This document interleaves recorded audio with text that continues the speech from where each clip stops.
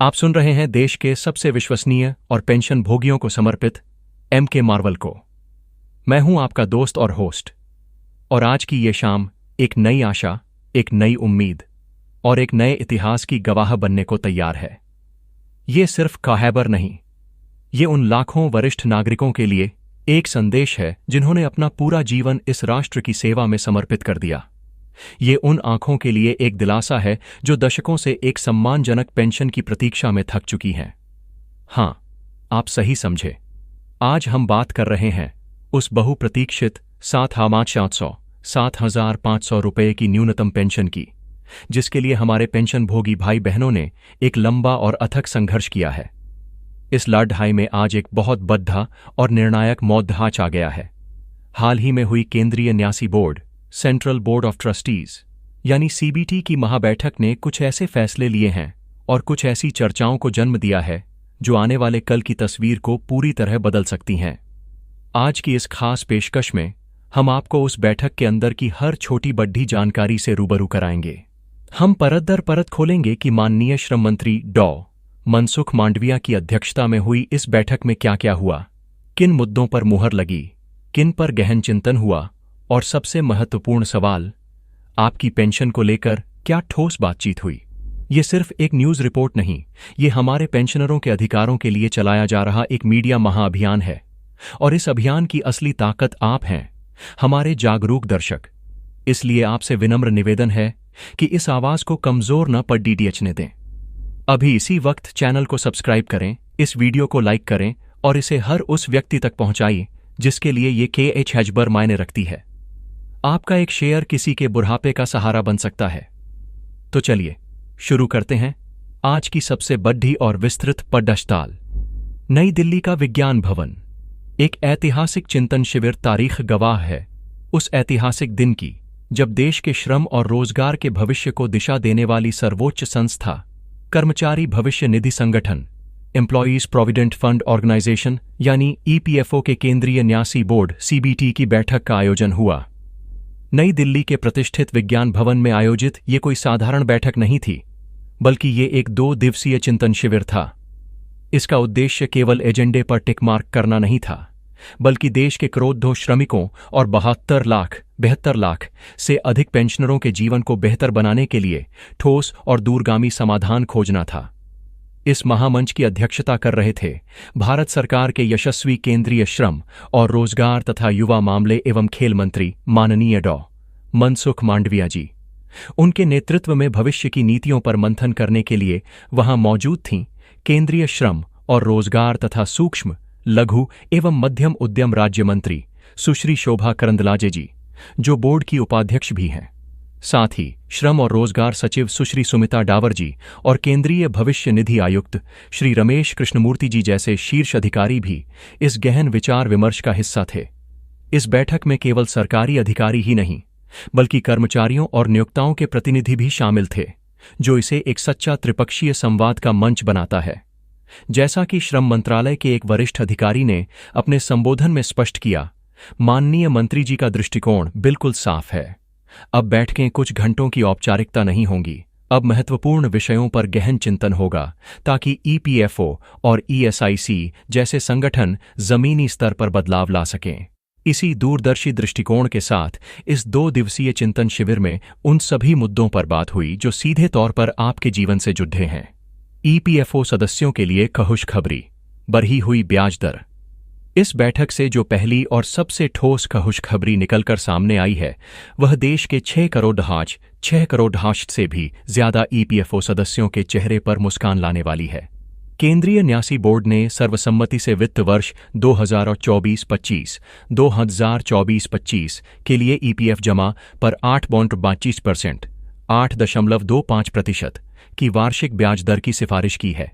ये एक अत्यंत महत्वपूर्ण घोषणा है। इसका सीधा सा मतलब है कि आपकी मेहनत की कमाई जो आपके भविष्य निधि खाते में जमा है, अब और तेजी से बढ़ेगी। ये ब्याज दर पिछले वर्ष की तुलना में एक सकारात्मक वृद्धि दर्शाती है और ये इस बात का प्रमाण है कि EPFO अपने निवेशों का प्रबंधन कितनी कुशलता से कर रहा है ताकि अपने सदस्यों को अधिकतम रिटर्न दिया जा सके। यहां प्रक्रिया को समझना महत्वपूर्ण है। CBT द्वारा ये सिफारिश अब वित्त मंत्रालय को भेजी जाएगी। वहां से मंजूरी मिलने के बाद भारत सरकार इसे आधिकारिक तौर पर अधिसूचित करेगी और उसके तुरंत बाद ये ब्याज आपके ईपीएफ खातों में जमा कर दिया जाएगा। ये फैसला दिखाता है कि सरकार और ईपीएफओ आपके वित्तीय भविष्य को सुरक्षित और समृद्ध बनाने के लिए प्रतिबद्ध हैं। ये दर न सिर्फ आपकी बचत को बढ़ाएगी, बल्कि सेवानिवृत्ति के बाद एक बेहतर जीवन सुनिश्चित करने में भी महत्वपूर्ण भूमिका निभाएगी। इस निर्णय से लाखों कर्मचारियों को राहत मिली है जो अपनी भविष्य की सुरक्षा के लिए ईपीएफओ पर निर्भर करते हैं। ईडीएलआई योजना में ऐतिहासिक बदलाव। एक मजबूत सुरक्षा कवच ईपीएफओ केवल आपके रिटायरमेंट की ही चिंता नहीं करता, बल्कि आपके जीवन की भी परवाह करता है। इसी दिशा में सीबीटी की बैठक में एक और ऐतिहासिक निर्णय लिया गया, जो कर्मचारी जमा लिंक बीमा योजना, employees deposit linked insurance scheme यानी ईडीएलई से जुड़ा है। इस योजना में कुछ ऐसे प्रमुख संशोधन किए गए हैं जो किसी भी सदस्य के परिवार को अनहोनी की स्थिति में पहले से कहीं ज्यादा वित्तीय सुरक्षा प्रदान करेंगे। आइए इन बदलावों को विस्तार से समझते हैं। 1. बीमा लाभों में अभूतपूर्व वृद्धि योजना के तहत मिलने वाले बीमा लाभ की राशि में एक उल्लेखनीय वृद्धि को मंजूरी दी गई है। इसका अर्थ है कि यदि सेवा में रहते हुए किसी सदस्य का दुर्भाग्यपूर्ण निधन हो जाता है, तो उनके परिवार को अब पहले की तुलना में काफी अधिक वित्तीय सहायता मिलेगी, जो उन्हें उस मुश्किल घड़ीराही में संबल प्रदान करेगी। ये वृद्ध परिवार को अप्रत्याशित संकट से निपटने में एक बड़ा सहारा देगी, उन्हें तुरंत आर्थिक संकट से बचाएगी। 2. न्यूनतम लाभ की गारंटी। एक बेहद मानवीय और महत्वपूर्ण बदलाव यह है कि अब सेवा के पहले 12 महीनों के भीतर भी मृत्यु होने पर एक न्यूनतम सुनिश्चित लाभ की शुरुआत की गई है। पहले कम सेवा अवधि के कारण ऐसे मामलों में परिवार को बहुत कम राशि मिलती थी, लेकिन अब इस नए नियम से उन परिवारों को भी एक सम्मानजनक वित्तीय सुरक्षा मिल सकेगी जो अन्यथा वंचित रह जाते। यह विशेष रूप से उन युवा कर्मचारियों के लिए एक आशीर्वाद है जिन्होंने हाल ही में अपना करियर शुरू किया है। गैर योगदान अवधि के बावजूद लाभ। कई बार ऐसा होता है कि कोई कर्मचारी कुछ समय के लिए योगदान नहीं दे पाता, लेकिन वह नौकरी में बना रहता है। ऐसे मामलों में यदि सदस्य की मृत्यु हो जाती थी तो परिवार को लाभ मिलने में कठिनाई होती थी। इस विसंगति को दूर करते हुए अब यह सुनिश्चित किया गया है कि ऐसे सदस्यों के परिवारों को भी योजना का पूरा लाभ मिले, भले ही उस अवधि में योगदान न हुआ हो। यह एक बड़ा मानवीय पहलू है जो किसी भी परिवार को अनजाने में होने वाली कठिनाई से बचाता है। 4. सेवा की निरंतरता का सम्मान। जो कर्मचारी अक्सर नौकरियां बदलते हैं, उनके लिए भी सेवा की निरंतरता को लेकर नियमों को और स्पष्ट और सरल बनाया गया है, ताकि उनका बीमा कवर बिना किसी रुकावट के जारी रहे। यह सुनिश्चित करेगा कि नौकरी बदलने से किसी भी सदस्य का बीमा सुरक्षा चक्र प्रभावित न हो। ये बदलाव महज तकनीकी संशोधन नहीं है, ये इस बात का प्रतीक है कि ईपीएफओ अब एक ट्रस्टी की भूमिका से आगे बढ़कर एक अभिभावक की भूमिका निभा रहा है, जो हर परिस्थिति में अपने सदस्यों और उनके परिवारों के साथ खड़ी दिया है। ये सुधार न सिर्फ वित्तीय सुरक्षा प्रदान करते हैं, बल्कि कर्मचारियों के मनोबल को भी बढ़ाते हैं, यह जानकर कि उनके परिवारों का भविष्य सुरक्षित हाथों में है। यह कदम सामाजिक सुरक्षा के प्रति सरकार की प्रतिबद्धता को दर्शाता है और इसे लाखों परिवारों द्वारा सराहा जाएगा। 7,500 रुपये की न्यूनतम पेंशन। क्या होगा भविष्य? अब आते हैं उस मुद्दे पर जिसके लिए आपकी धड़कनें बढ़ी हुई हैं। वह सवाल जो देश के 72,08,000 से अधिक पेंशन भोगी हर सुबह पूछते हैं। हमारी न्यूनतम पेंशन 7,500 रुपये कब होगी? हमें आपको यह बताते हुए गर्व भी है और एक नई उम्मीद भी जग रही है कि सीबीटी की इस 2 दिवसीय बैठक में पेंशनरों के इस मुद्दे पर अत्यंत गहन और विस्तृत विचार विमर्श हुआ। ये कोई सतही चर्चा नहीं थी। बैठक में मौजूद सूत्रों और अधिकारियों के संबोधनों से यह साफ है कि पेंशनरों की पीड़ा और उनकी मांगों को सर्वोच्च प्राथमिकता के साथ सुना और समझा गया। बैठक में इस बात पर गहन चिंतन किया गया कि मौजूदा न्यूनतम पेंशन राशि आज की महंगाई, बढ़ते चिकित्सा खर्चों और जीवन यापन की लागत के हिसाब से अपर्याप्त है। एक व्यक्ति जिसने अपनी पूरी जिंदगी देश के निर्माण में लगा दी, वह बुढ़ापे में सम्मान के साथ कैसे जिए? यह चिंता बैठक के केंद्र में थी। बहुत सारे महत्वपूर्ण सुझाव आए। इस समस्या के समाधान के लिए विभिन्न मॉडलों पर चर्चा हुई। कैसे फंड की वित्तीय सेहत को बनाए रखते हुए पेंशनरों को एक सम्मानजनक राशि दी जा सकती है, इसके हर पहलू पर विचार किया गया। यह सच है कि बैठक के तुरंत बाद पेंशन वृद्धि की अंतिम घोषणा नहीं की गई, क्योंकि यह एक जटिल और बद्धा वित्तीय निर्णय है जिसके लिए कई स्तरों पर अनुमोदन की आवश्यकता होती है। लेकिन जो सबसे बड़ी और सकारात्मक बात है वह यह है कि मामले को गंभीरता से लिया गया है। यह अब ठंडे बस्ते में पड्डधा हुआ मुद्दा नहीं है, बल्कि सरकार और ईपीएफओ की शीर्ष प्राथमिकताओं में शामिल हो चुका है।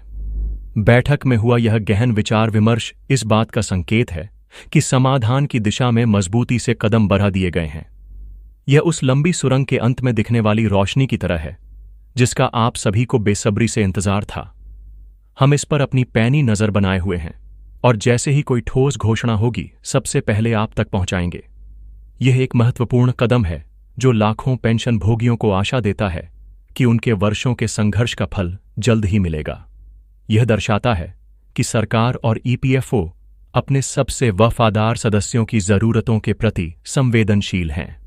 पेंशन भोगियों के जीवन को सुगम बनाने की पहले पेंशन की राशि बढ़ाने के साथ साथ सरकार और ईपीएफओ इस बात पर भी ध्यान केंद्रित कर रहे हैं कि हमारे वरिष्ठ नागरिकों का जीवन सुगम और सम्मानजनक कैसे बनाया जाए।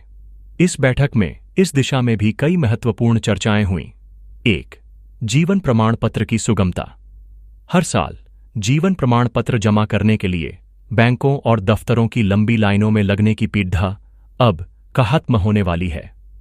इस बात पर गहन चर्चा हुई कि जो बुजुर्ग और बीमार पेंशन भोगी घर से बाहर नहीं निकल सकते, उन्हें यह सुविधा उनके घर पर ही कैसे उपलब्ध कराई जाए।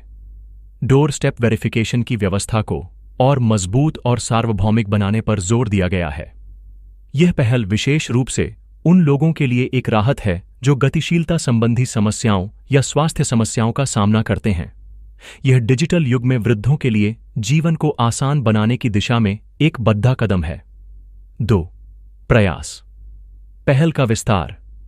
ईपीएफओ ने प्रयास नामक एक बेहतरीन पहल शुरू की है, जिसके तहत कर्मचारी को उसके रिटायरमेंट के दिन ही उसके सारे बकाए यानी पीएफ, प्रोविडेंट फंड और पेंशन के दस्तावेज सौंप दिए जाते हैं। यह रिटायरमेंट के दिन सम्मान देने की एक अनूठी पहल है। इस बैठक में इस पहल को और प्रभावी ढंग से लागू करने पर चर्चा हुई ताकि ज्यादा से ज्यादा कर्मचारी इस सुविधा का लाभ उठा सकें। यह कर्मचारियों को एक गरिमामय विदाई देने और उनकी वित्तीय सुरक्षा तुरंत सुनिश्चित करने की दिशा में एक सराहनीय प्रयास है। 3. केंद्रीकृत पेंशन भुगतान प्रणाली। एक ऐसी केंद्रीकृत प्रणाली बनाने पर भी विचार हुआ जिससे सभी पेंशनरों को उनकी मासिक पेंशन हर महीने एक ही तारीख को बिना किसी देरी या तकनीकी गड्डीडहबद्धी के सीधे उनके खाते में मिल सके। यह सुनिश्चित करेगा कि पेंशन भोगियों को उनकी पेंशन के लिए अब और इंतजार न करना पड़े और उन्हें समय पर और निर्बाध रूप से भुगतान मिले। यह पारदर्शिता और कार्यकुशलता को बढ़ाएगा, जिससे पेंशन भोगियों को अपनी वित्तीय योजनाएं बनाने में आसानी होगी। ये सभी कदम यह सुनिश्चित करने के लिए उठाए जा रहे हैं कि आपको अपने ही पैसे और अधिकारों के लिए किसी भी तरह की परेशानी का सामना न करना पड़े। ये पहलें दर्शाती हैं कि ईपीएफओ केवल वित्तीय लेन देन तक सीमित नहीं है, बल्कि यह अपने सदस्यों के कल्याण को भी प्राथमिकता देता है। यह एक समग्र दृष्टिकोण है जो पेंशन भोगियों के जीवन की गुणवत्ता में सुधार लाने पर केंद्रित है। सामाजिक सुरक्षा का विस्तार।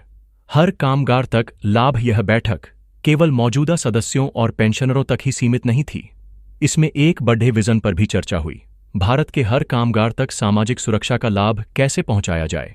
आज ईपीएफओ के 6 करोड़ डिहाट से ज्यादा सदस्य हैं, लेकिन हमारे देश में 50 करोड़ डिहाट से भी ज्यादा का कार्यबल है।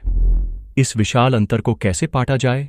जो हमारे कैजुअल वर्कर हैं, जो कॉन्ट्रैक्ट पर काम करने वाले भाई बहन हैं, जो गिग इकोनॉमी में काम कर रहे युवा हैं, उन्हें ईपीएफओ और ESIC employees state insurance corporation के सुरक्षा दायरे में कैसे लाया जाए।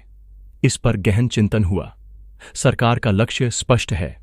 सामाजिक सुरक्षा कुछ लोगों का विशेषाधिकार नहीं, बल्कि हर भारतीय कामगार का अधिकार होना। यह एक दूरदर्शी पहल है जिसका उद्देश्य भारत में सभी श्रमिकों के लिए समान अवसर और सुरक्षा प्रदान करना है। यह सुनिश्चित करेगा कि कोई भी श्रमिक, चाहे वह किसी भी क्षेत्र में काम करता हो, सामाजिक सुरक्षा के लाभों से वंचित न रहे।